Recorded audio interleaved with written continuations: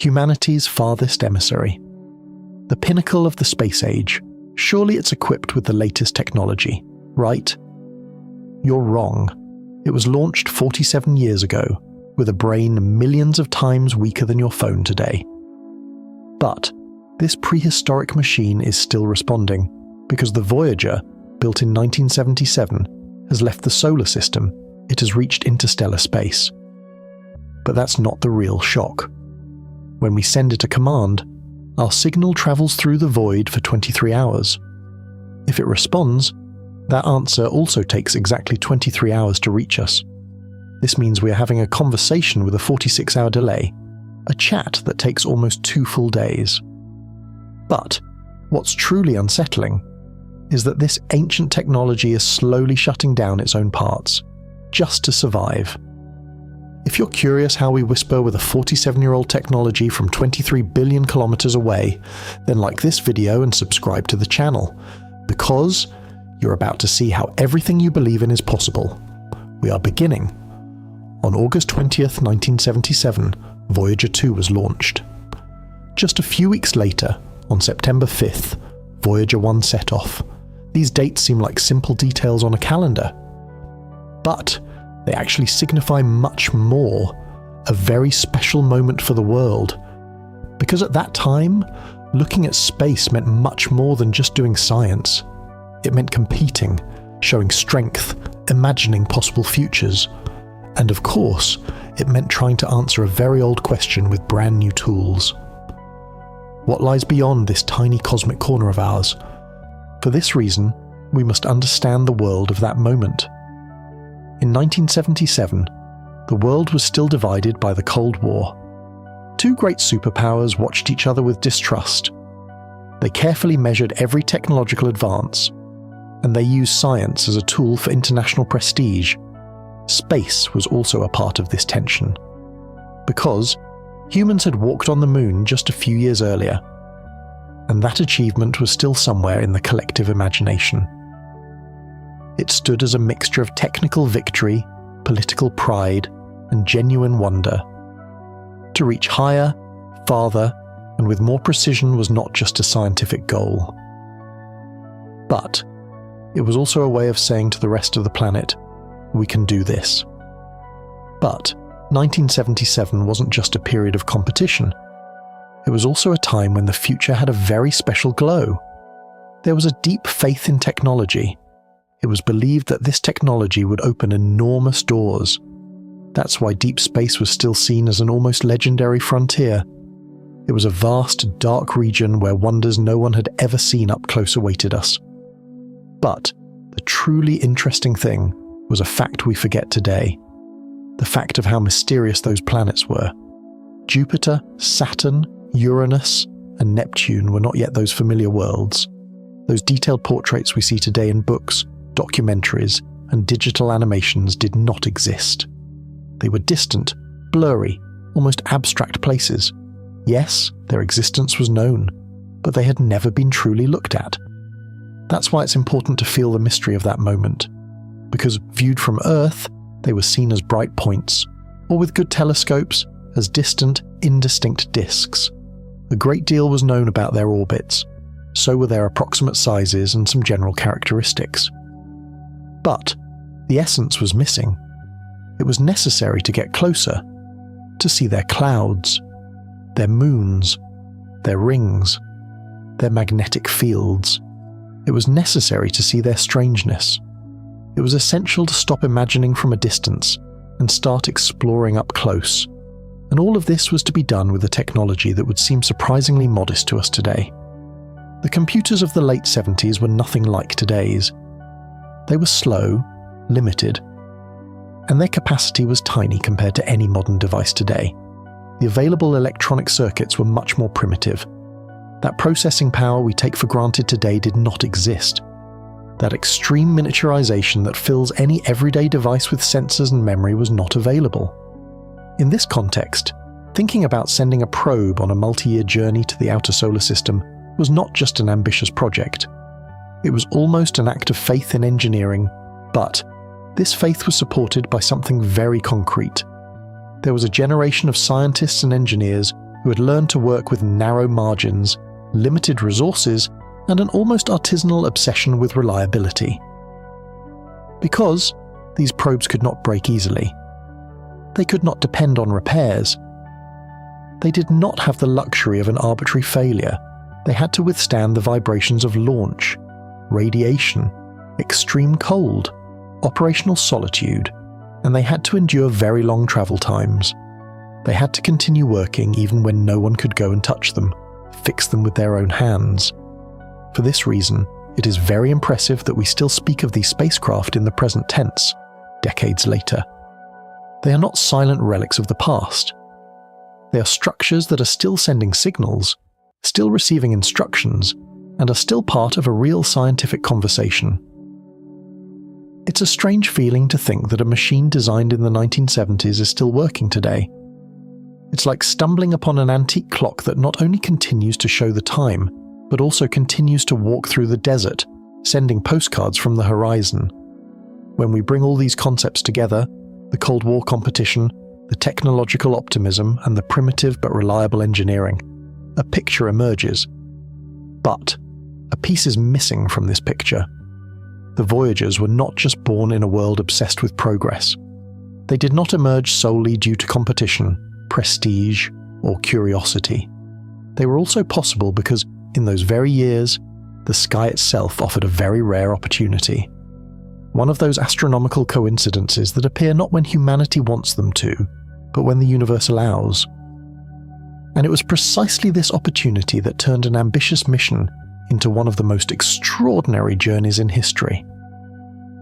A moment when the giant planets of the solar system were not just spinning there. They were positioned in an extraordinary way. Jupiter, Saturn, Uranus, and Neptune formed a very rare geometry. This geometry made it possible to imagine something that would normally be much more difficult, slower, and more expensive. To visit several of these worlds in a row with a single probe. This alignment occurs approximately every 175 years. This was not an opportunity created by engineering. This was a very rare gift of celestial mechanics. Therefore, the heart of the idea was exactly this. The Voyagers were not born just because there was a curiosity to explore. They were born because the sky, for a brief historical moment, was aligned almost perfectly. And when the universe offers such an opportunity, the question is no longer whether it would be interesting to use it. The real question is whether a civilization is ready not to miss it. To understand why this alignment was so valuable, imagine a long journey to several cities very far from each other. In the most inefficient scenario, you would have to carry extra fuel to accelerate, slow down, correct the course, and accelerate again and again. This would be an exhausting and very costly journey. But now imagine something else. Imagine that in each city there is a giant roundabout, perfectly placed, that allows you to enter at a certain speed and be launched in the exact direction of the next city. It doesn't give you energy from scratch. But it allows you to use the system's own movement to your advantage. This is what the outer planets were offering at that moment. An extraordinarily useful series of cosmic slingshots. This is called a gravitational assist. The name may sound technical, but the idea is quite elegant. When a spacecraft passes near a planet, that planet's gravity bends the craft's trajectory. If this encounter is calculated with enormous precision, the craft not only changes its direction, it can also exit at a different speed relative to the Sun. It's as if the planet has lent it a small piece of its orbital momentum, because the planet does not stop, nor does the craft magically steal energy. But both bodies are in motion, and the geometry of the encounter allows a very small part of this motion to be transferred. In more everyday terms, it's like throwing a ball next to a moving train. When it grazes a certain part of the train, it's like making the ball launch with a new direction and a new speed. The ball is the same ball. The train is still much larger. But this encounter completely changes the fate of that small object in space. This maneuver requires extremely precise calculations, exact timings, and tiny margins of error. Because, without this precision, the craft would either simply pass by or be condemned to a much less ambitious route. The extraordinariness of this project, called the Grand Tour, was in both its technique and the scale of its ambition. Thanks to this configuration of the planets, a spacecraft could pass by Jupiter, use its gravity to head towards Saturn, and from there, in certain cases, continue on to Uranus and Neptune. What would normally require many separate missions could be conceived as a chain sequence. Gravity was no longer just an obstacle or a force to be endured. It was becoming an ally, and here a decisive detail emerges. In the initial plans, the Grand Tour idea was even more ambitious. A mission was envisioned that could visit all the major outer worlds and even continue beyond. But costs, risks, and technical limitations forced the project to be downsized. In the end, a more modest version, at least on paper, was approved. 2 spacecraft officially designed to study Jupiter and Saturn. However, the celestial geometry was still waiting there. If everything went well, if the machines held up, if the flybys were precise enough, one of them could continue much farther. In other words, the downsized plan still contained a massive ambition within it. This also helps us understand why this story has an unrepeatable aspect. It's not that we can never return to the outer planets. But that combination of time savings, fuel savings, and the natural chaining of targets does not appear when we want it to.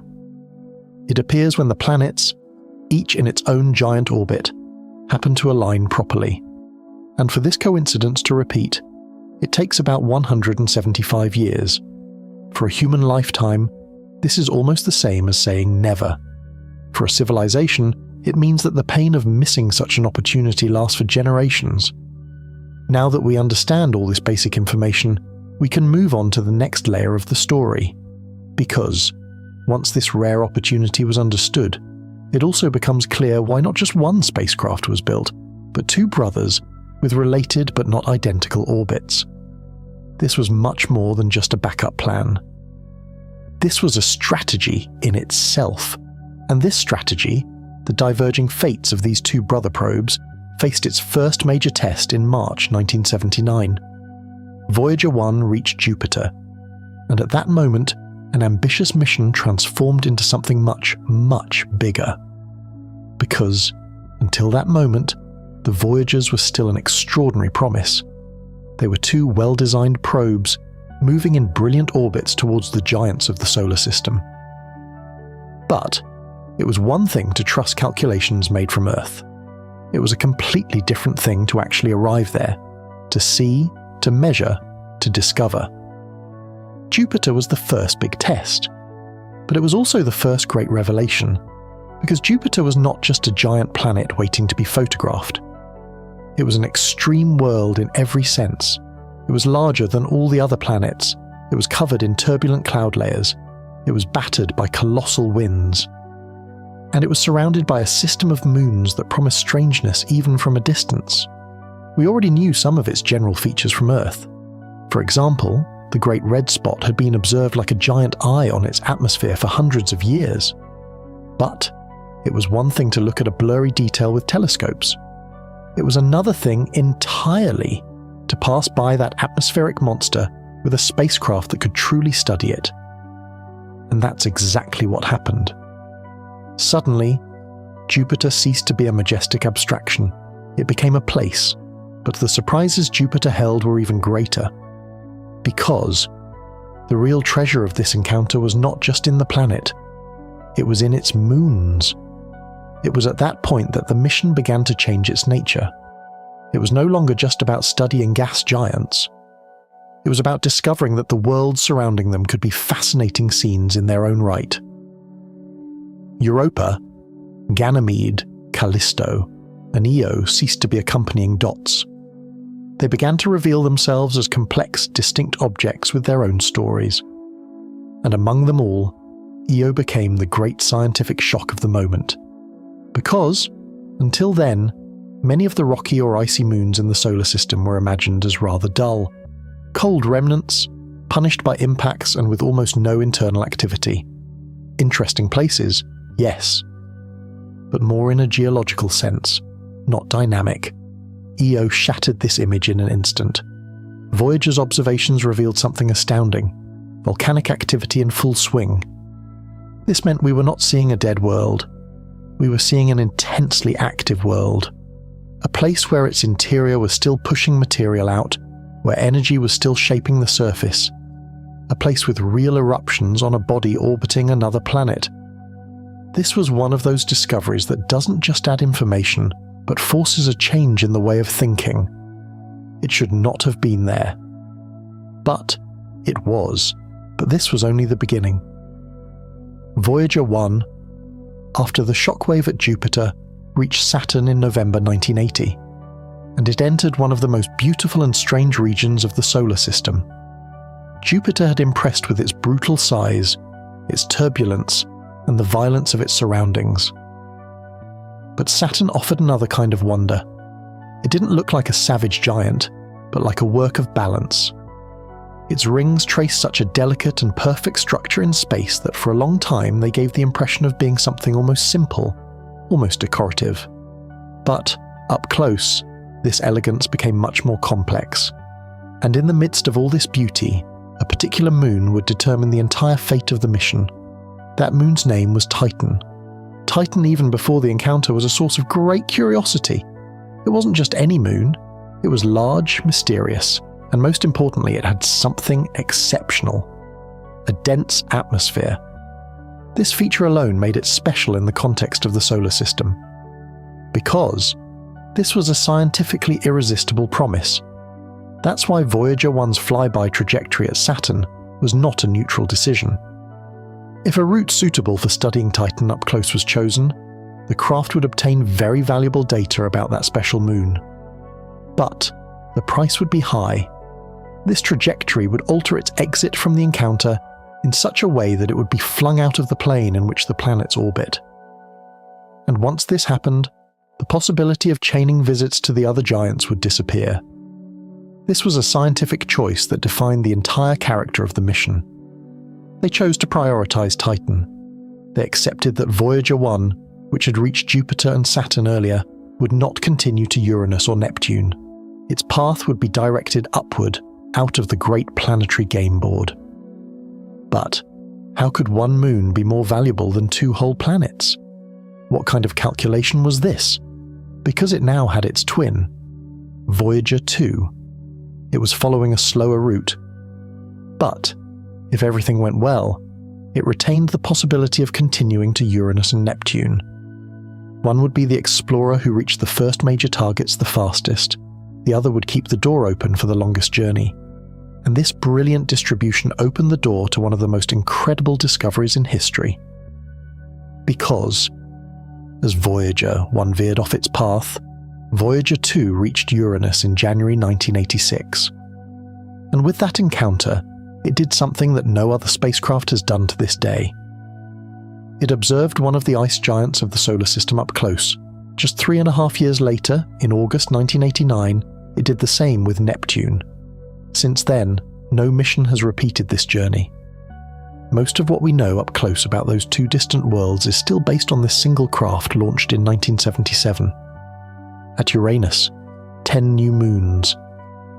At Neptune, winds reaching up to 2,100 kilometers per hour, and on the surface of its largest moon, Triton active geysers, despite a freezing cold of -235 degrees Celsius.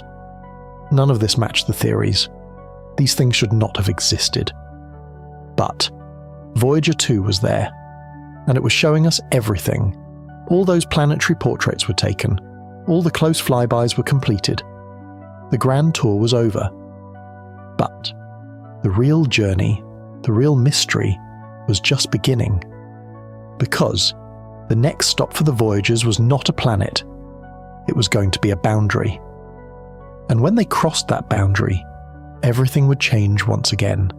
But this time the story changed completely.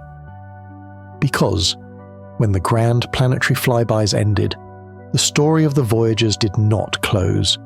In fact, it changed shape. For years, the mission had been told as an expedition to the giants of the solar system, to Jupiter, Saturn, and for Voyager, to Uranus and Neptune. But when these encounters were completed, the probes did not shut down. They did not drift aimlessly. They did not become mere relics of a past success. Something much more interesting happened. The project entered a new phase, and it received a new name, the Voyager Interstellar Mission. This name change was not an administrative detail. It was a declaration of purpose. Because, until that moment, the probes were planetary explorers. From that moment on, they would take on a different mission. They would study the boundary of the sun's influence, the region where our cosmic neighborhood begins to fade and mix with the interstellar medium. In simpler terms, the mission would stop looking at tangible objects like planets and moons and start studying an invisible boundary. And sometimes, these invisible boundaries are even more difficult to understand and more scientifically valuable than magnificent worlds. Because the solar system does not end cleanly. There is no drawn line in space that says, the sun ends here, from here on it's something else. There is no wall, no solid border, no luminous gate. Instead, there is a huge, indistinct, gradual, but also very real transition. And this transition is created by the sun's own behavior. Because the sun does not just emit light and heat, it also constantly ejects a stream of charged particles, a wind of matter and energy that spreads out in all directions. This is called the solar wind. This flow washes over the planets, it interacts with their magnetic fields, and it literally creates a large bubble around the sun. That giant bubble is the heliosphere. The heliosphere can be imagined as a huge region inflated by the solar wind, a kind of cosmic cocoon where the direct influence of our star dominates. It is not a perfect bubble, nor is it a perfect sphere. It is deformed by the sun's movement within the galaxy, by the properties of the interstellar medium, and by the variations of the solar wind itself. But the general picture is still useful.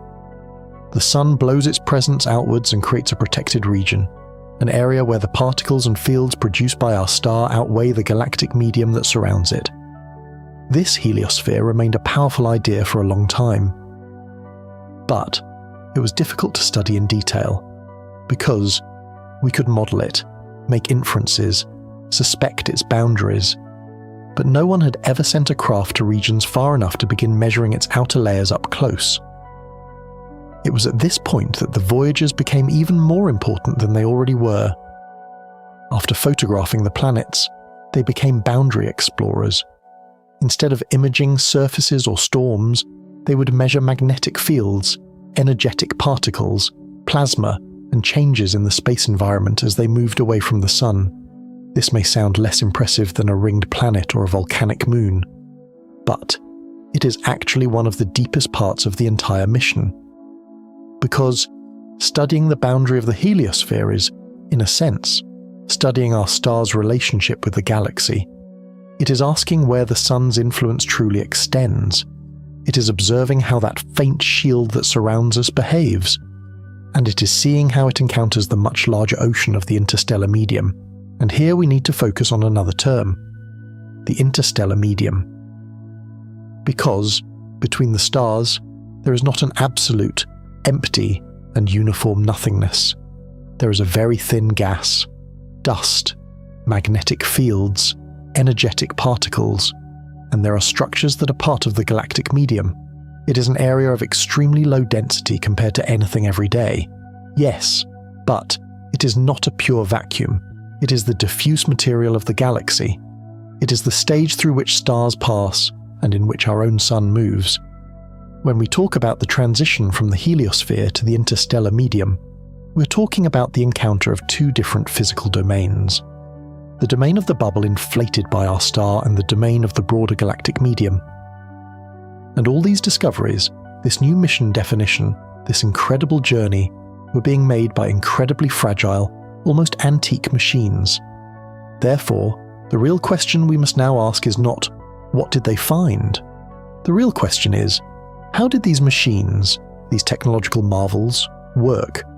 How is it that a craft built with 1970s technology can still be sending data almost half a century later? Because, to understand Voyager, we must descend into its heart of metal and wires, that incredibly durable, almost stubborn heart. And this stubborn heart beats with the technology from the 1970s. But this makes it even more impressive. Because the Voyagers are, in many ways, small technological time capsules from the 70s that never stopped moving forward. They were designed in an era when electronics were much more limited, available memory was tiny, and the idea of keeping a machine running for decades billions of kilometers away seemed like an almost reckless bet. And yet, almost half a century later, we're talking about them as spacecraft that are still responding, still correcting their course, and still sending information. This feat of survival alone says something important. They were not luxury machines, nor were they overly complex.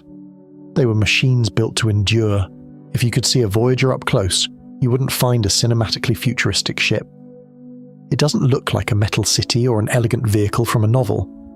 Its appearance is stranger, more technical, more honest. Because there, dominating the view like a dish pointed into the void, is a large circular antenna 3.7 meters in diameter, and below and behind it, a structure full of instruments, compartments, arms, and booms extends.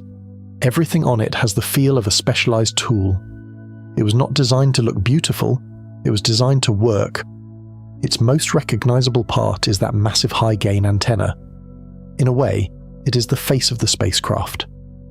This antenna is what allows it to maintain that delicate bond with Earth. Because, when we think of contact with Voyager, we often imagine some kind of abstract conversation. But, in reality, this conversation depends on something very physical. A metal dish that must be aimed with enormous precision to send and receive. If that antenna stops looking the right way, that thin thread weakens or breaks. It's like a flashlight trying to illuminate a very distant point in the middle of an infinite night. It's not enough to just turn it on. You have to aim it well, but this need for precise aiming makes another of the ship's most important systems vital, the attitude control system. The name might sound strange, but the idea is simple. The spacecraft must know where it is pointed and correct itself when it deviates. It's not because it flies like a plane in an atmosphere. But, in the void, every small accumulated rotation could eventually cause the antenna to stop pointing at Earth or an instrument not to be aimed where it should be. That's why the Voyagers have small, almost delicate thrusters that push very gently to keep the ship's body aligned. Thinking about this helps to understand how amazing the whole thing is. We're talking about a machine launched in 1977 that can still find its way in the dark, maintain its balance, and sustain communication with a tiny planet lost in a vast distance. The point is not just that it's still on. The point is that it still behaves like a functional probe. To maintain this delicate dance, each probe carried a tank filled with about 104 kilograms of hydrazine fuel. This fuel was supposed to be enough for millions of tiny corrections to be made over the years. You might wonder what powers all these systems, the antenna and the steering. Here we come to one of the most extraordinary features of the Voyagers, their power source. Because the Voyagers are not powered by solar panels. At the distances they travel, sunlight would already be too faint to power them effectively. They needed another solution. For this reason, they were equipped with radioisotope thermoelectric generators, or RTGs. The name seems complex, but the principle is relatively clear. Converting the heat produced by the decay of a radioactive material into electricity. This uses the natural radioactive decay process of the plutonium-238 isotope. This is not an infinite or particularly powerful source of energy, but it is very stable and very useful for a long mission. Simply put, it is a kind of warm heart that beats slower with each passing year, providing less energy as the years go by, but which does not stop suddenly. Initially, these generators produced about 470 watts of power. But this power decreases by about 4 watts each year. This detail is fundamental to understanding why the Voyagers have aged in such a special way. They do not collapse from one day to the next. They slowly become more fragile. Each year they produce a little less energy, and each year it becomes necessary to decide better which systems to keep active and which to turn off. This is a technically managed old age, patiently managed in an old house where there is no longer enough electricity to light all the rooms. And so, some rooms must be closed so that others may live. So here we have the 3 fundamental pillars of Voyager's physical existence. Its massive 3.7-meter antenna, which is its voice and its ear, its delicate attitude control system, which provides its balance, and has been working for decades with its 104 kilograms of fuel, and its radioactive heart, which never stops, and though it slowly weakens, still beats. When these 3 pieces come together, we have not just a machine, but a philosophy of survival. But this is just the body itself. What about its brain? What about its memory? How did a computer from the 1970s manage this epic journey? Because there had to be a mind that collected the data, packaged it, and sent it home through that famous antenna. And that mind was perhaps the most surprising, so most fragile, and most incredibly weak mind of this entire system. The Voyagers also carried systems to record and store data. Today, this capacity would seem almost ridiculous compared to the memory of any everyday device. Because even a fairly simple modern phone would far exceed the computational and storage capacity of those probes. The magnetic tape data recorders used at that time had a storage capacity of about 64 kilobytes. Yes, kilobytes. This is an amount of space that by today's standards would not be enough to store even a single low-resolution photograph. And yet, one of Voyager's greatest lessons lies here. It doesn't always take an abundance of resources to explore. Sometimes it takes smart design, clear goals, and an almost obsessive reliability. Because these ships did not have a huge memory or a brilliant computer in the modern sense. But they had what was sufficient to carry out their mission if everything was well thought out. This is a situation where it is almost impossible to avoid making a comparison with daily life. We live surrounded by devices that slow down in a few years, whose batteries degrade, which stop updating, and which seem old before they are truly obsolete. In contrast, Voyager is almost astonishing. A machine built long before the digital age as we know it is still out there performing real tasks. It's not because it's magical, but because it was created under a very different philosophy. Less brilliance, more resilience. Less redundancy, more reliability. And this reliability was not a luxury. It was an absolute necessity. Because, unlike a probe in Earth orbit, a space station, or even a relatively close mission, the Voyagers would never have a chance to be repaired by humans. No one was going to go out to fix a cable, replace a part, or reboot the system with a technical visit. Once launched, they were alone. Everything had to be prepared to withstand years of vibration, cold, radiation, material aging, and accumulated wear.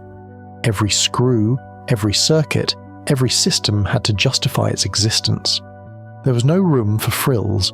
This also explains why the ship has such a special mix of simplicity and sophistication. Simplicity, because it did not depend on technological whims or unnecessarily delicate systems. Sophistication, because every part had to be integrated in a very delicate balance. The overall structure, weight distribution, thermal management, guidance, energy, communication. Everything had to coexist for years in an environment where any mistake was costly. The true elegance of Voyager is not in its appearance. It lies in that silent balance. Perhaps that's why it's so awe-inspiring to imagine it's still alive today, in 2024, not as a technological fossil drifting by inertia, but as a vehicle that, despite its age, still retains its functions, its purpose, and its voice. It is a relic, yes, but a functional relic, an object from the past that refuses to be entirely in the past. And when you put all these pieces together, that giant antenna, the instruments, the nuclear power source, the guidance systems, the minimal memory, the robust construction, you begin to understand that Voyager is not just a spacecraft. It was an engineering idea transformed into material resistance. It was a machine designed to cross the outer solar system and, if luck was on its side, to continue much further beyond. And that luck was, in fact, carefully built in from the design stage.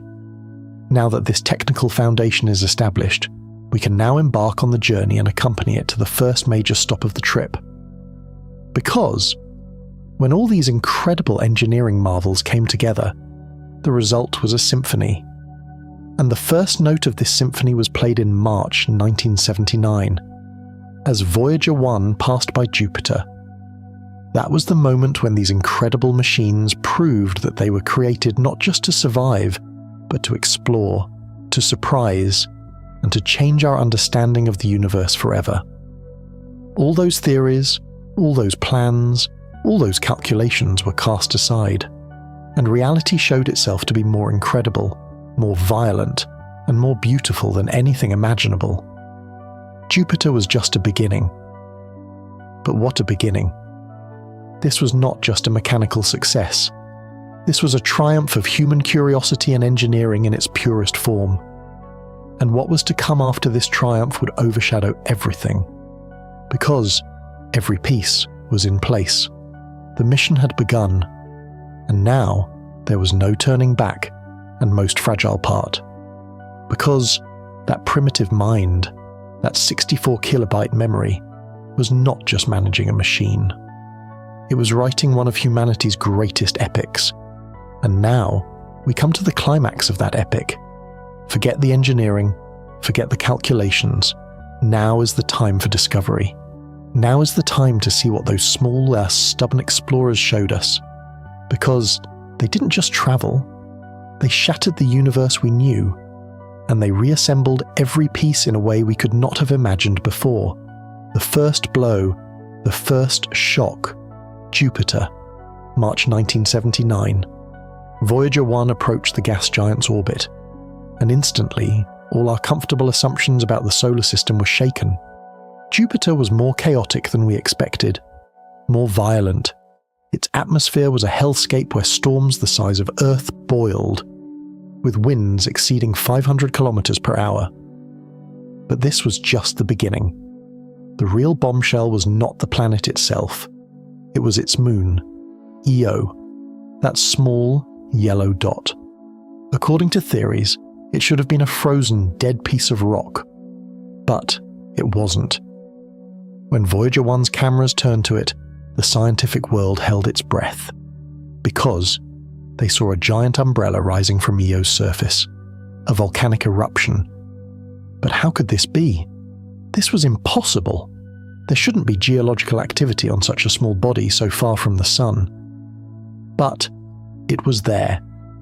For the first time in history, an active volcano had been discovered outside of Earth. And it wasn't just one. Voyager detected a total of 8 active volcanoes, one after another. Some were spewing material 300 kilometers into space. That was more than 30 times the height of Mount Everest. Scientists were in shock. This meant rewriting the textbooks. This showed how a moon could be kneaded, compressed, and heated not just by its own internal heat, but by the immense gravitational force of the giant planet it orbited. Tidal forces were no longer just a gentle force affecting the oceans. They were a brutal engine that could melt a world from the inside out.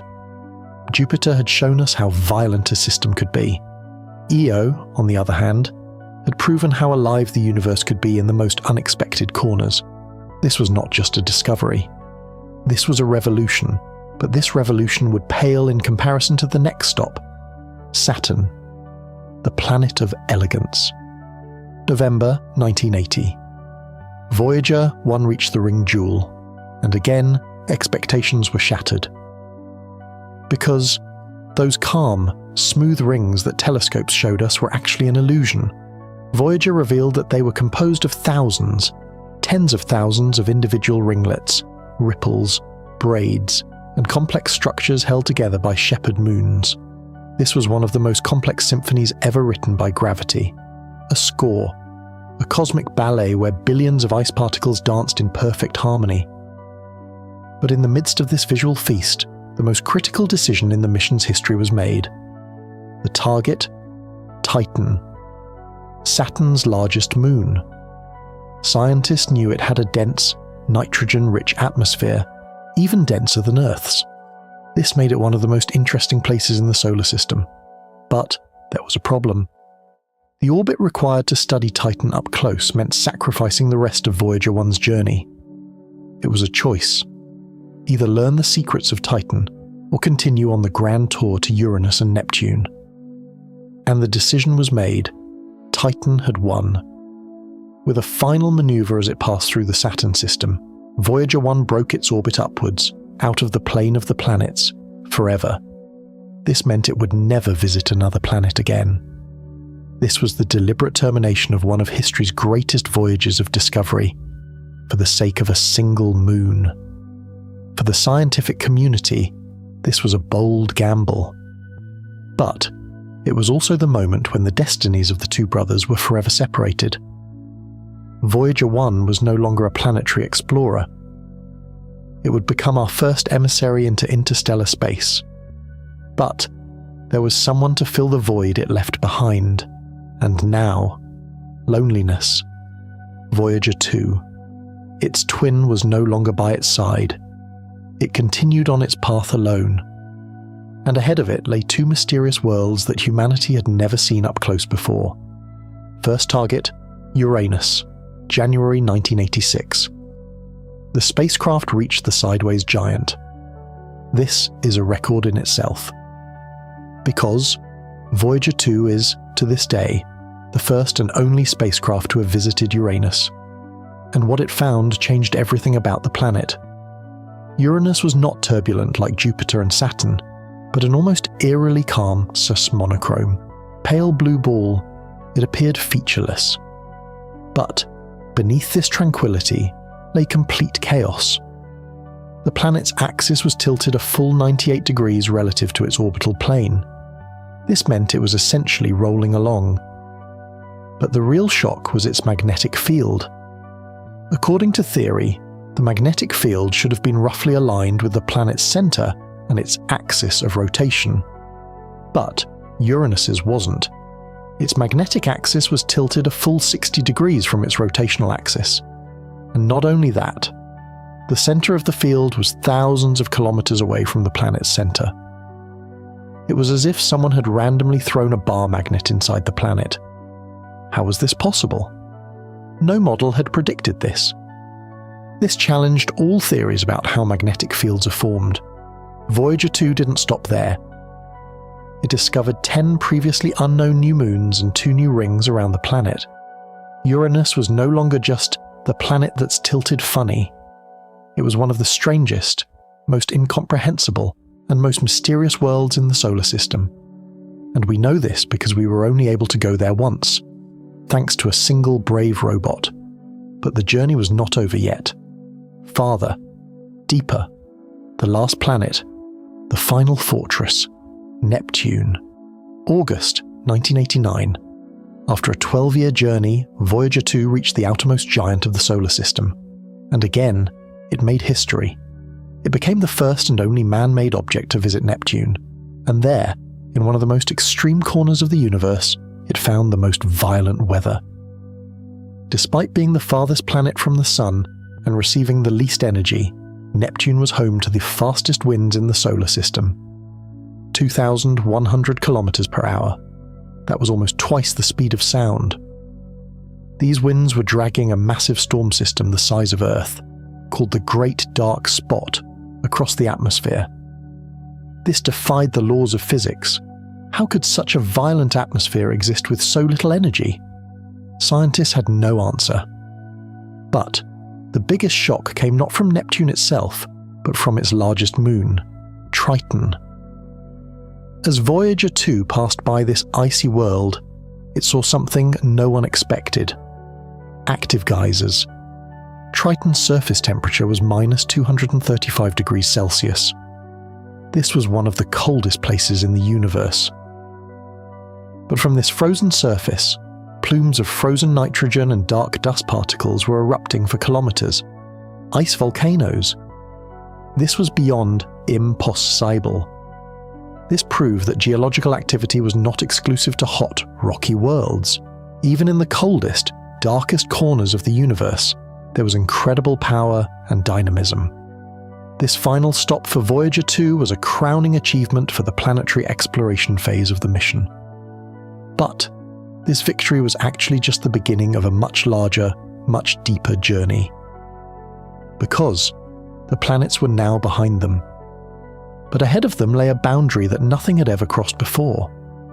And when they crossed that boundary, they would not only break a record, they would also change humanity's place in the universe forever. And that moment would be the most epic, most shattering, and most meaningful moment of this entire saga. Because on August 25th, 2012, Voyager 1 crossed the heliopause.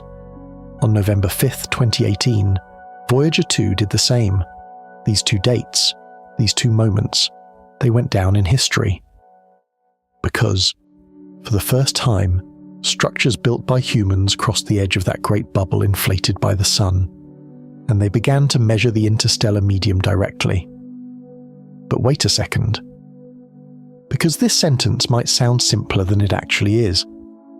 Entering interstellar space does not mean they suddenly abandoned everything related to the solar system. It's not like they passed through a distinct gate and left the sun behind forever. Rather, they exited the region dominated by the solar wind. This is a boundary far more complex than a hard line on a map. No one had ever measured the outer layers of this boundary so closely before. But the Voyagers were there, and they didn't see a door. They felt a change of neighborhood, the first sign, the first proof, the termination shock. This is the point where the solar wind, the stream of particles ejected from the sun at supersonic speeds, begins to feel the pressure of the interstellar medium and slows down suddenly. It's not a solid wall, but you can think of it as a region where a very fast current can no longer advance and begins to pile up on itself, to heat up, and to change its regime. Voyager 1 crossed this region in December 2004. Voyager 2 in August 2007. This showed that both were now entering a much more complex region of the solar boundary. But this was only the first step. Because beyond this shock lies a region called the Helios Heath, the most turbulent or compressed part of the solar bubble. And finally, the heliopause, the most important boundary in this whole story. This is the place where the solar wind can no longer push the interstellar medium any further and ceases to dominate its surroundings. When Voyager 1 crossed this boundary in 2012, scientists saw a sudden change in the data. The number of low-energy particles coming from the sun suddenly dropped, almost to zero. At the same time, the number of high-energy cosmic rays coming from the depths of the galaxy shot up. It was like the thermometer suddenly showing a different climate. They were no longer at home. This was a record. At 121 astronomical units from Earth, about 18 billion kilometers away, humanity had become an interstellar explorer. This was a first in history. And when Voyager 2 repeated this feat 6 years later, at 119 astronomical units, it wasn't a one-time anomaly. It was a new reality. But this boundary crossing brought with it a greater mystery. Because when the Voyagers entered the interstellar medium, they did not expect the magnetic field to turn as theories predicted. There should have been an interaction, a bending, between the sun's magnetic field and the galactic magnetic field. But Voyager 1's data did not show this. The magnetic field direction remained largely the same. How could this be? It was like going to a place where a river flows into an ocean and seeing that the river water never mixes with the ocean, but continues straight on its own path. It seemed physically impossible. This was the discovery of a new and unexpected structure called the magnetic highway, a complex interface that we still don't fully understand about how the magnetic fields of the Sun and the galaxy connect. The Voyagers had not just crossed a boundary, they had shown that the boundary itself was much stranger, much more complex than all the models we knew. Scientists are still trying to decipher this data, because this is not just about our solar system. This raises a fundamental question about how countless other stars in the galaxy interact with their own environments. The Voyagers didn't give us an answer. They gave us a much better, much harder question. And now, the strangest moment, the most human moment, because all these discoveries, all these records, were being made by increasingly old, increasingly fragile machines. And in November 2023, one of the most terrifying crises occurred. Voyager 1 fell silent, not completely. This was even stranger. The craft was still there. It was receiving commands. It was sending a steady signal to Earth. But this signal contained no readable engineering or science data. It was like having a probe that was alive, awake, even obedient, but speaking a broken language. You could call, and it seemed to hear. But when it opened its mouth, an incomprehensible mumble came out. Every attempt, every command, every "Are you okay?" question had to travel the 24 billion kilometer distance between Earth and Voyager 1 twice. This meant a 45-hour waiting time for a single answer. Engineers worked for months to find the source of the problem. Eventually, they discovered that the problem was caused by a corrupted memory chip in the Flight Data System, or FDS. Only 3% of the memory was affected. But this was enough to crash the entire system. The solution was like a remote surgery performed with a surgeon's precision. Engineers broke the FDS software into pieces to bypass the faulty chip, and they relocated these pieces to different locations in the computer's memory. This was a coding miracle performed on a computer from the 1970s, from 24 billion kilometers away. And in April 2024, after a 5-month silence, it worked. Voyager 1 began to speak again. First, engineering data, then science data. Humanity had pulled its farthest emissary back from the brink of death. This was more than fixing a machine. This was a victory against the impossible. And this was proof that stubborn human ingenuity can challenge even the most ruthless limits of time and space.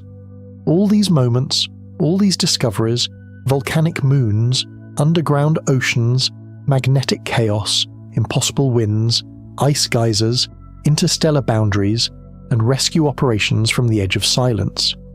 These are not just data points. These are parts of a story. The story of humanity's desire to reach beyond its own small planet and unravel the secrets of the universe. The Voyagers didn't just show us new worlds.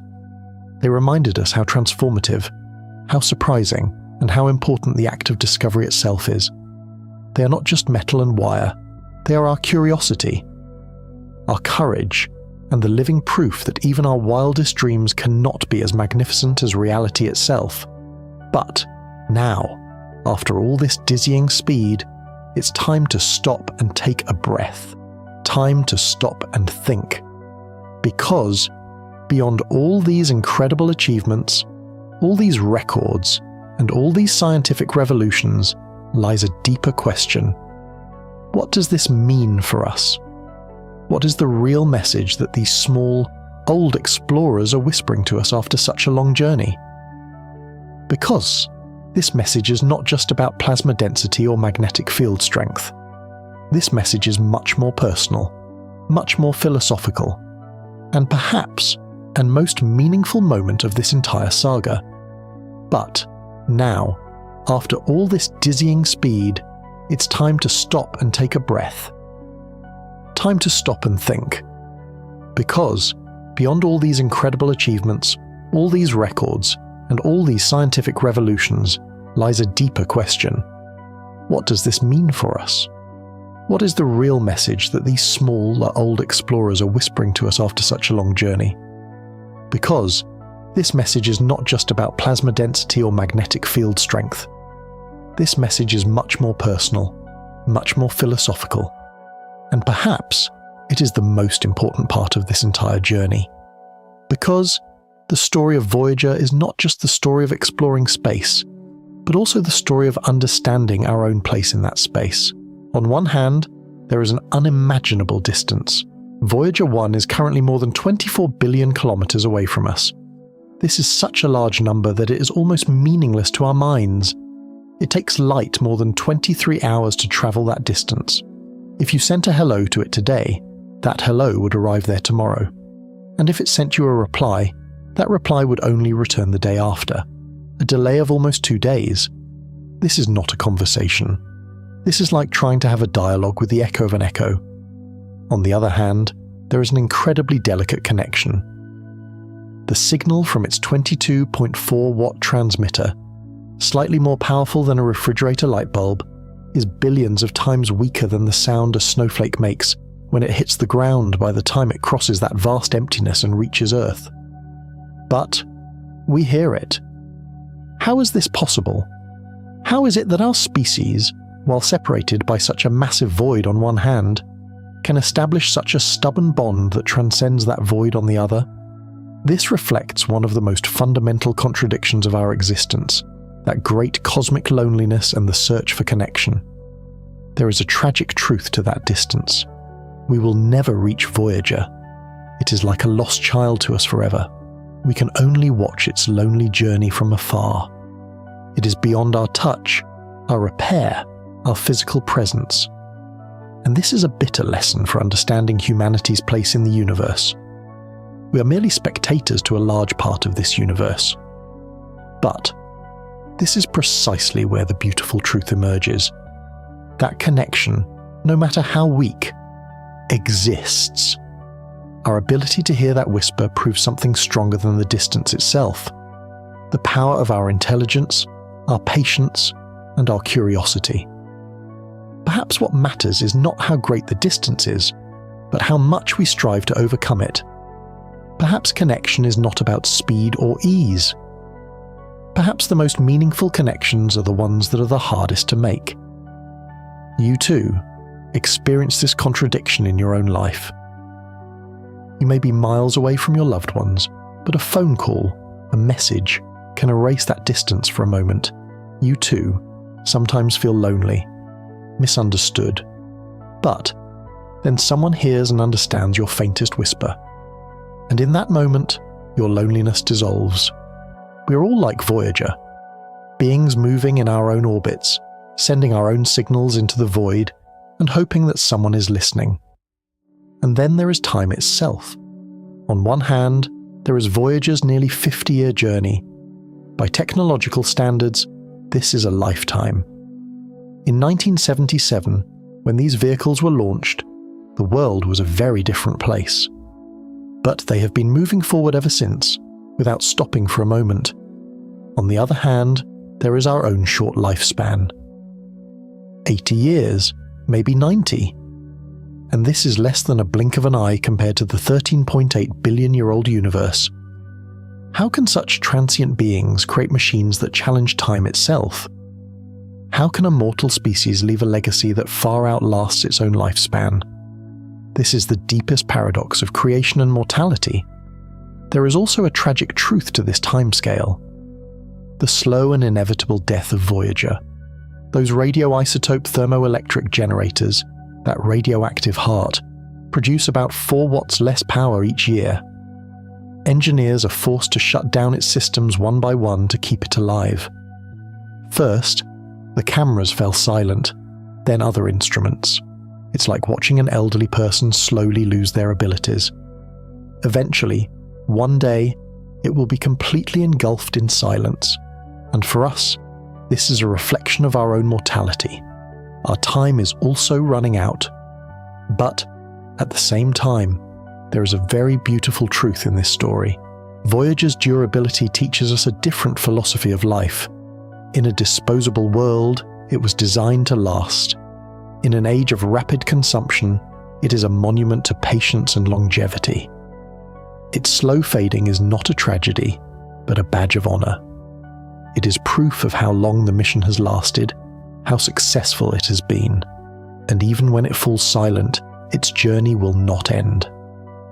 For thousands, millions of years, it will continue to drift through the Milky Way galaxy as a silent emissary carrying our traces. You too are a part of this paradox of time. You know how short your life is. You feel how precious each day is. But at the same time, you carry the desire to leave something behind that will outlive you, a family, a work of art, an idea, a lesson taught.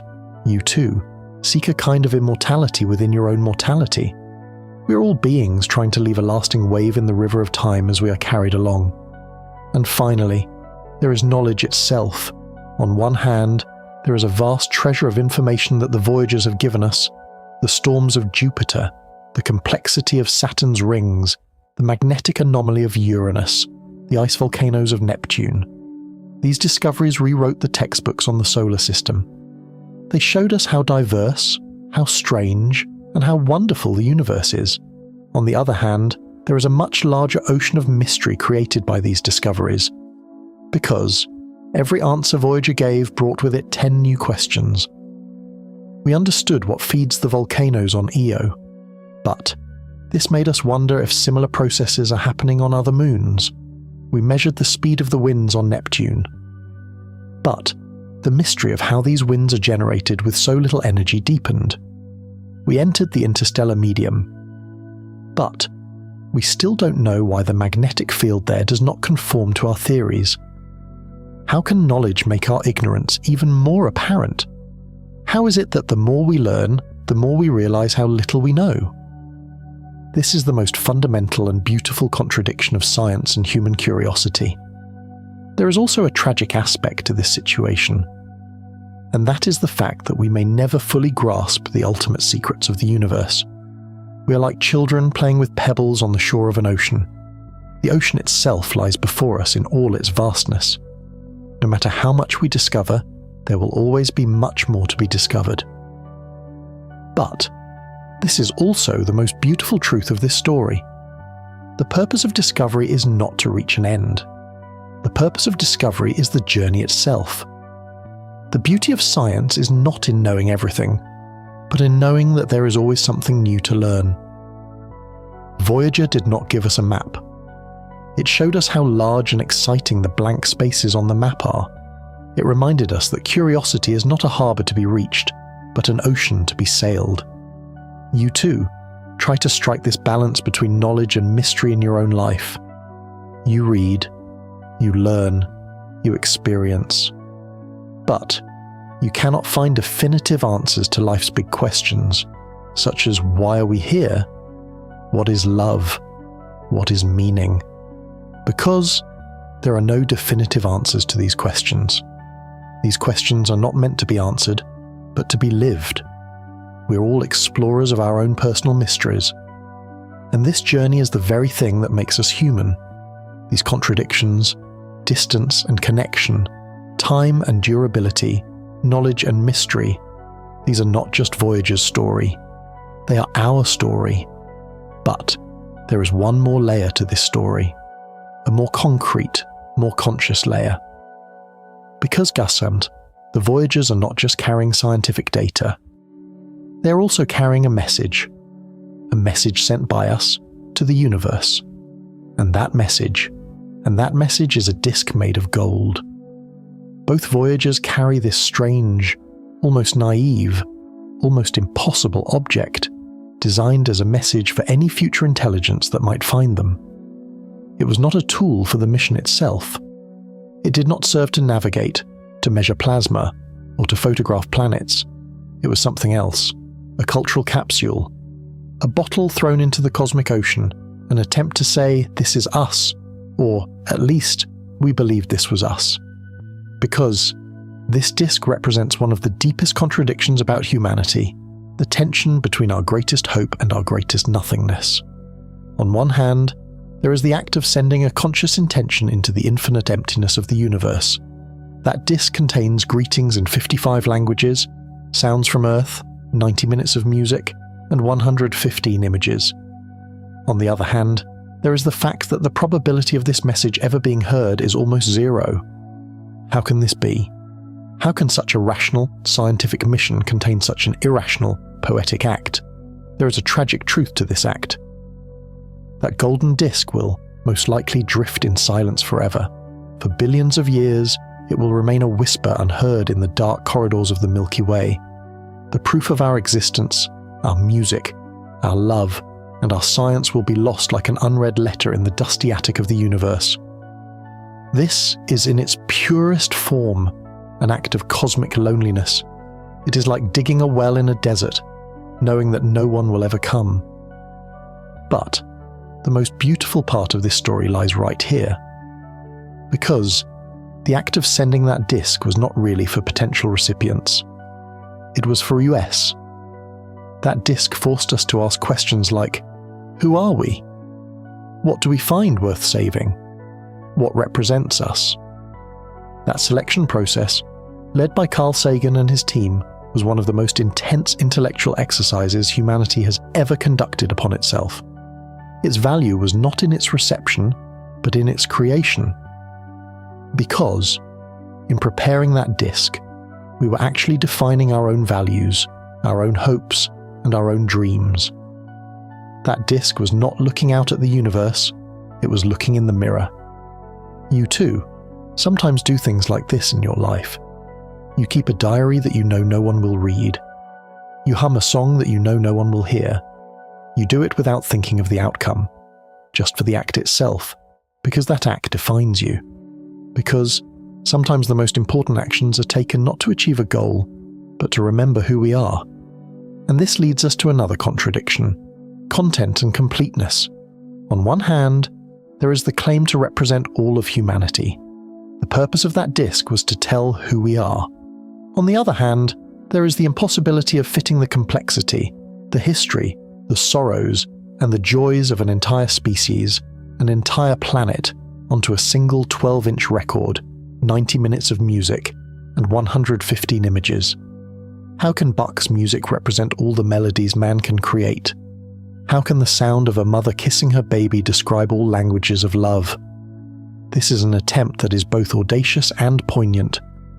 Because there is a tragic truth to this choice as well.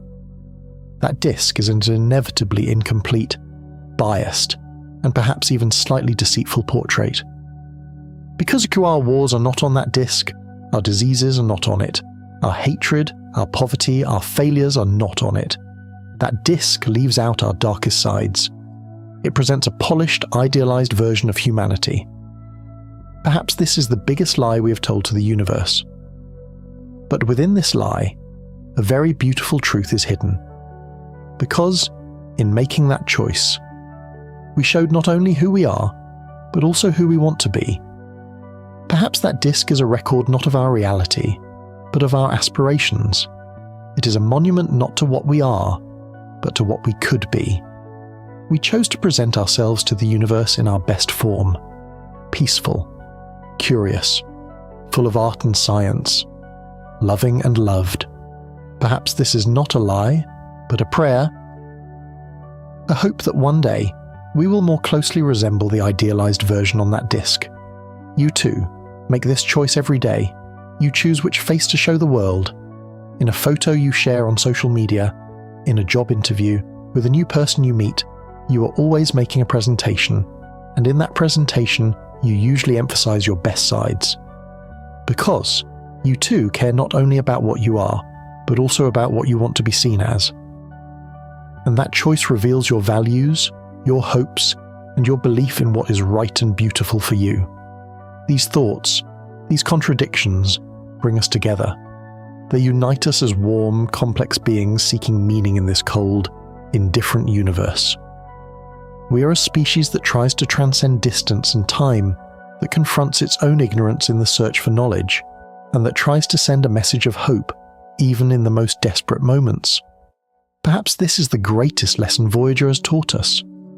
Not how big the universe is and how small we are, but how much curiosity and how much stubborn hope we carry within our smallness.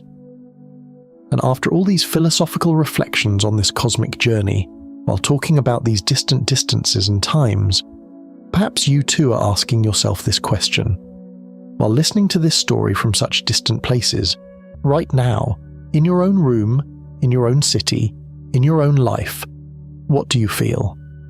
There is no single right answer to this question. Perhaps you feel a sense of nothingness in the face of the vastness of the universe, tiny and insignificant. Perhaps, on the contrary, you feel even more important and connected for being part of this great cosmic web. Both are true. Because we are both dust motes, and a miraculous combination of those dust motes that can understand the universe, be in awe of it, and even whisper its own story to it. This is what Voyager reminds us of. That delicate balance where nothingness and everything can exist at the same time. Therefore, when we bring all these philosophical layers together, the bond formed despite the distance, the legacy left despite mortality, the mystery that grows despite knowledge, and the message sent despite despair, we are left with a portrait, not just of Voyager, but of us. But this portrait is not yet complete, because there is another chapter to this story, more personal, more immediate, and perhaps the most poignant. Because, so far, we have talked about the machine itself and its journey. But there is also the other side of the coin. The people who continue to talk to that machine, and that conversation itself has, over time, taken on a meaning even greater than the mission itself. Because that conversation is no longer just a scientific data exchange. It is much more. It is a vow of commitment. It is a silent legacy that a generation who sent these small, brave explorers into the infinity of the universe in 1977 left to another generation that, decades later, would continue to listen for that whisper. Because our conversation with Voyager is no longer just a scientific data exchange. It is a rite of patience, a ritual of hope, and one of humanity's longest-standing promises. So now, it is time to move away from the metal of the machine and look at the human heart that keeps that metal alive, at the deepest contradictions of that heart, and at what those contradictions tell us about our own existence. Because the final layer of this story is not being written in space, but here, on Earth, within us who wait at the heads of those giant antennas. On one hand, there is an intelligence that knows everything, sees everything. We can know that Voyager 1, 24 billion kilometers away, is sending nonsensical data, because just 3% of a memory chip in its flight data system is corrupted. We can calculate that its power decreases by about 4 watts each year. We know which instrument consumes how much energy, which thruster is faltering, which temperature sensor is giving an alarming signal. This is an almost godlike knowledge. On the other hand, there is an absolute physical powerlessness. We cannot go there to replace that faulty chip. We cannot refill that diminishing power source. We cannot repair those tired thrusters. We are beings who know everything like gods, but can do nothing like mortals. How can this be? How can our minds reach so far and diagnose problems while our bodies are so helplessly chained to Earth? This is the most painful paradox of knowledge and action, of understanding and intervention. There is a tragic truth to this situation. We can only watch the slow and inevitable death of this machine that we love, created, and have cared for decades. It is like understanding the illness of a loved one in all its details, but not having the medicine to cure them. This helplessness is the most painful reminder of humanity's place in the universe. We can touch the stars with our minds, but we cannot reach them with our fingers. But this helplessness gives birth to the brightest moments of human intelligence. Because, since we cannot physically replace that faulty chip, the engineers found a way to overcome it with software, with code, with pure logic. This is a mental telekinesis performed from 24 billion kilometers away. This is the most magnificent proof of what our minds can do when our bodies cannot. When we cannot physically intervene, we learn to be smarter, more creative, more patient. You too know that there are things in your life you cannot control. An illness, a loss, a separation. You cannot physically bring them back. But you too learn to love from a distance, to heal with words, to support with understanding, and to give hope with your presence. You to act with the power of your mind and heart where physical action is impossible. We all know that sometimes our most powerful actions are born in our most helpless moments, and then there is our relationship with time itself. On one hand, there is a mission that has been going on for almost half a century. The young engineers who started this journey in 1977 are now retired, and some have passed away. The mission has outlasted them. It spanned their careers, a significant part of their lives, and is now being continued by a new generation. On the other hand, there is the transience of the new generation that has taken over this mission. They too will one day retire and hand this mission over to others. The Voyager mission stands like a constant, while its guardians are constantly changing. How can such short-lived beings sustain such a long-term commitment? How can a torch, despite changing hands, continue on its path without being extinguished? This is the most poignant contradiction between individual lifespan and collective memory. There is also a tragic truth to this situation. None of us will see the whole story. Those who were there at the beginning of the mission may not witness its entry into the interstellar medium. Those who are running the mission today will never know the unknown future it may encounter, perhaps centuries from now. We are each of us temporary spectators who can only watch one act of this epic. This is a reflection of the limitation of our own lives, our helplessness in the face of grand narratives. But the mission continues, because Voyager is no longer the project of one person or one team. It is a cultural heritage passed down from one generation to the next. It is a relay race. One generation passes the knowledge, the responsibility, and that silent vow of commitment to the next. And in this moment of handover, humanity keeps alive not just a machine, but also an idea, a hope, and an identity. More important than the mission itself is the will to continue that mission. This is proof that we can transcend the limits of a single life, that we can exist as a collective consciousness. You are a link in this chain. You pass on the knowledge, the love, and the values you receive from those before you to those who come after you. You continue a family tradition. You teach the intricacies of a profession. You tell a story.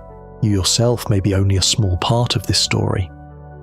But when you pass that story on to the next generation, the story itself becomes immortal. We are all carriers of stories that began before us and will continue after us.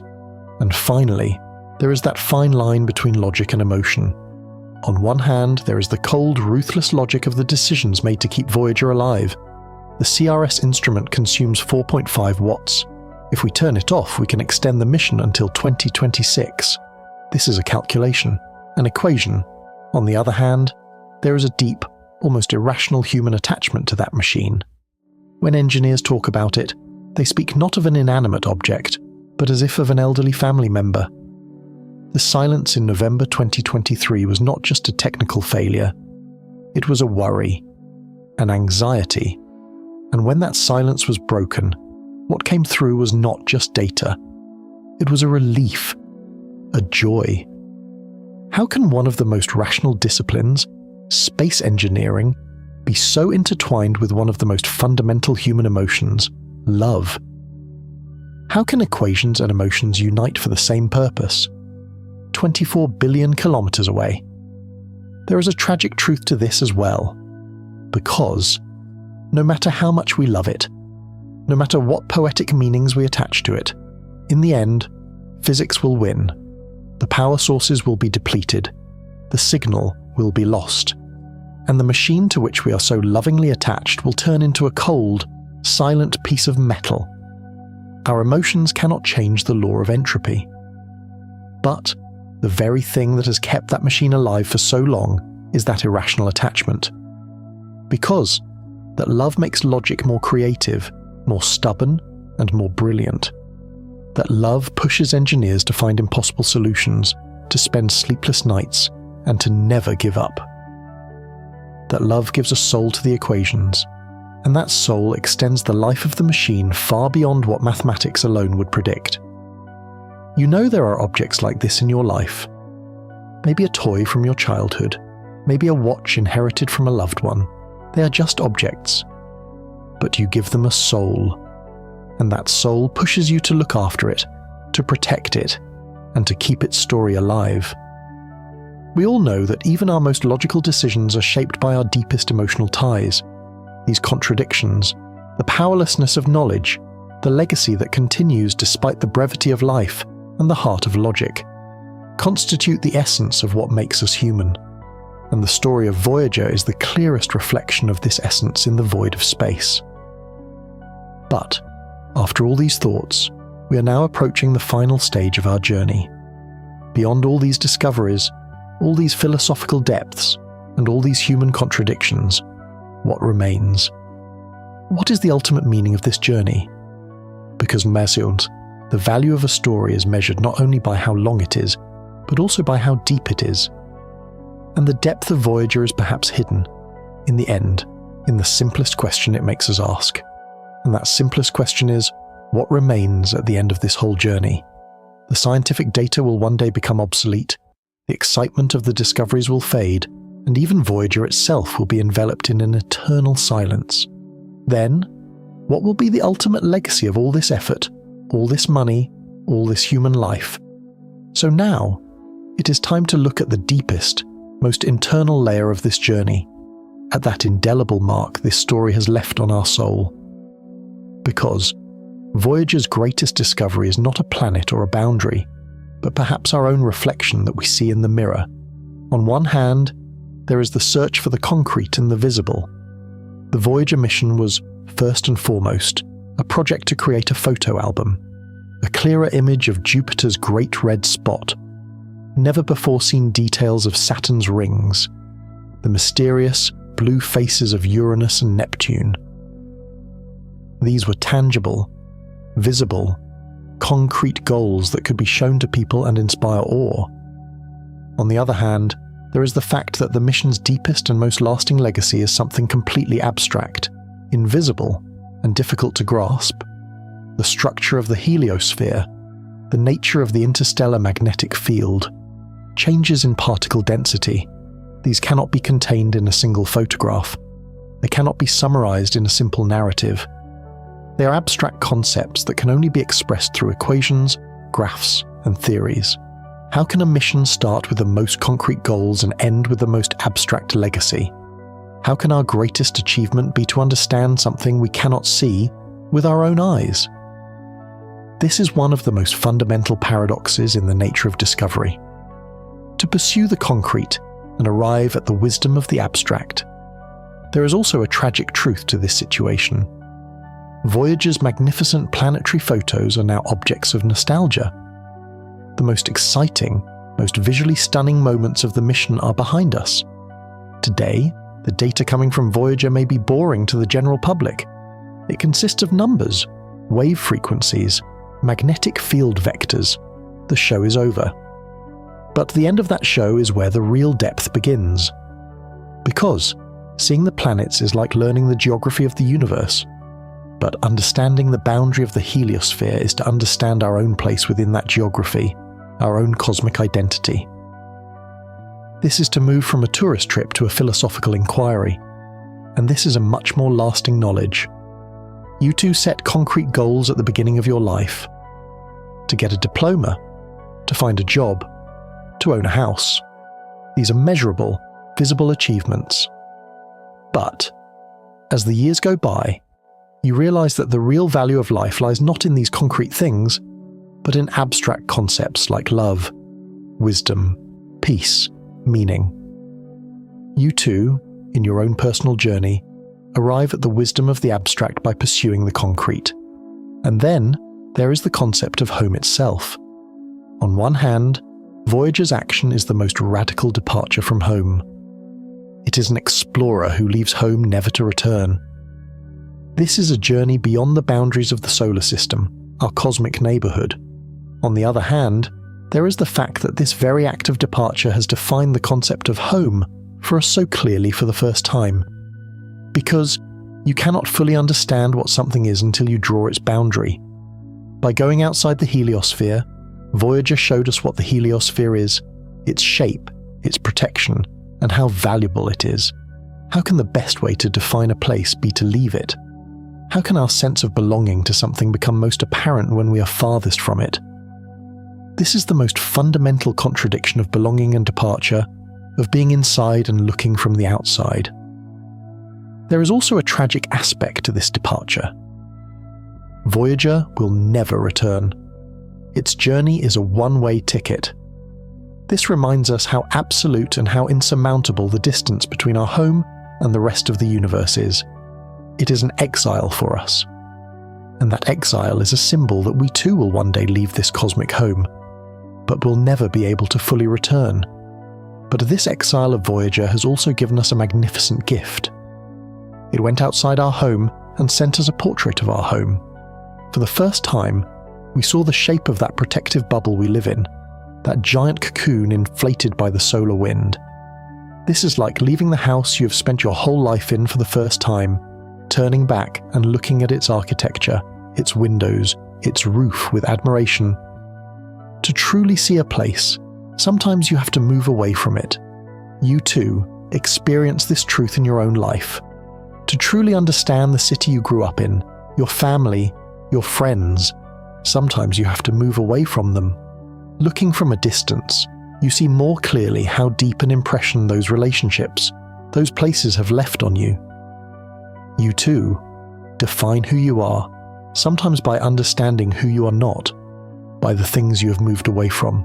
And finally, there is that incredible tension between silence and sound. On one hand, there is the absolute, overwhelming cosmic silence in which Voyager floats. There is no air, no medium to carry sound waves. It is the universe in its purest form, silent. On the other hand, there is our description of our relationship with that small piece of metal in the midst of that silence as a talk, a conversation. We call the signals it sends its voice. We build giant ears to listen to it, namely 70-meter radio telescopes. How can a voice exist in the heart of absolute silence? How can a whisper pierce through billions of kilometers of nothingness? This is the most fundamental, most poetic paradox of existence and communication. There is also a tragic truth to this situation. That voice is incredibly fragile, and one day, inevitably, that silence will win. When Voyager's radioactive heart gives its last energy, that 22.4-watt whisper will be silenced forever. And the universe will once again be shrouded in absolute silence in that region. This is a reminder that we too will one day be silent, that our voice too will be lost in the great silence of the universe. But what makes that voice exist is not its strength, but our will to listen to it. That signal is not a sound. We make it a sound. Because we give it meaning. We pay attention to it. We make an incredible effort to hear it. The meaning is not in the signal itself, but in our act of receiving it. This is one of the deepest lessons Voyager has taught us. Communication is not just about talking. Communication is essentially about listening. You too live in a noisy world. There are voices shouting at you from everywhere. But the most important communications in your life are usually the quietest ones. The look of a loved one, the hand of a friend on your shoulder, an understanding that is not put into words. You too know that to truly hear, you must turn down the noise and focus on those faintest whispers. Because the most valuable sounds are the ones that require the most effort. These thoughts, the transformation of the concrete into the abstract, the definition of belonging through departure, and the voice within the silence, are the final layers of that deep quest that defines us as humans. We now know that we're not just a species that explores the universe. We are a species that also discovers itself through that process of exploration. We now understand that the place we arrive at the end of this journey is not a planet or a star. It is a moment of inner enlightenment where we confront the most fundamental questions of our own existence. And as this long, steep, philosophical journey comes to an end, as all these thoughts accumulate in our minds, it is now time to put all these pieces together and ask that final question.